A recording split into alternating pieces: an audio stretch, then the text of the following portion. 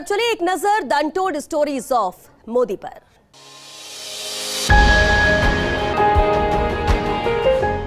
एक वीरांगना के लिए खुद को और परिवार को संभालना बहुत मुश्किल होता है, लेकिन ऐसे में मोदी जी ने मुझे चुनाव लड़ने और समाज सेवा करने के लिए प्रेरित किया।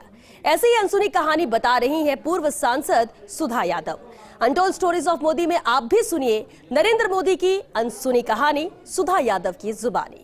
जिस इलाके में मैं रहती थी वहाँ से 18 लोग ऐसे थे जो कारगिल वॉर में शहीद हो गए थे। उस समय माननीय मोदी जी हरियाणा के प्रभारी हुआ करते थे और उनके मन में एक विचार आया कि किसी शहीद परिवार की महिला को हमको चुनाव लड़वाना चाहिए। और विद्यालय में पढ़ाने जाती थी, राज्य सरकार के अंदर मैं काम करती थी। अनेक अप एंड डाउन के बाद में, क्योंकि कोई बैकग्राउंड राजनीति का ना होने के नाते राजनीति में आकर के चुनाव लड़ूंगी ये परिकल्पना न तो परिवार में थी और न मेरी खुद की थी।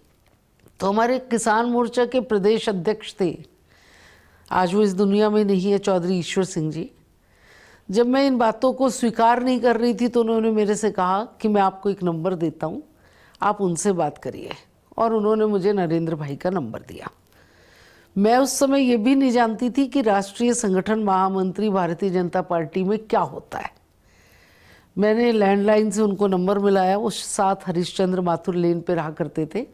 उन्होंने स्वयं उस फ़ोन को उठाया, मैंने अपना परिचय दिया कि ये मेरा परिचय है। और जिस तरीके से भारतीय जनता पार्टी के अनेक लोग मेरे पास में बार बार चुनाव की बात करने आते हैं, मुझे कुछ समझ नहीं आ रहा, तो मुझे आपका नंबर दिया है।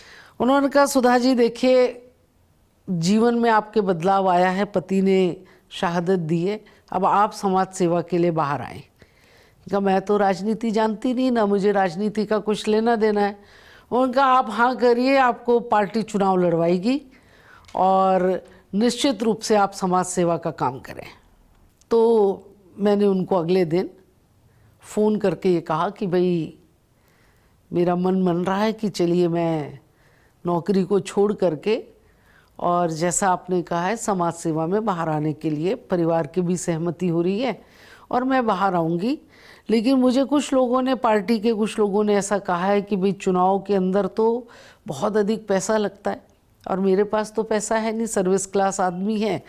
कुछ एक्सग्रेशिया का पैसा जो मिला है मेरे बच्चे, क्योंकि एक 3.5 वर्ष का है, एक 7 साल की बिटिया है, तो मैं चाहती हूँ कि ये पैसा उन्हीं के लिए लगे और उनका भविष्य है, तो मैं पैसा नहीं लगा सकती।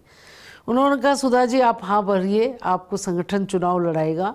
और ये सब मिथ होते हैं कि चुनाव में ये होता है वो होता है, आप नरेंद्र भाई पर विश्वास करके हाँ करिए। That was only telephonic conversation, उसमें मेरा कोई उनसे मिलना नहीं हुआ था। और मैंने कहा जी ठीक है, मैं इस बात के लिए तैयार हूँ। आधे घंटे के अंदर 7.5 लाख रुपए उस चादर और कलश के ऊपर उनके उस आह्वान पर आए थे और वहाँ से मेरे चुनाव की शुरुआत उन्होंने कराई।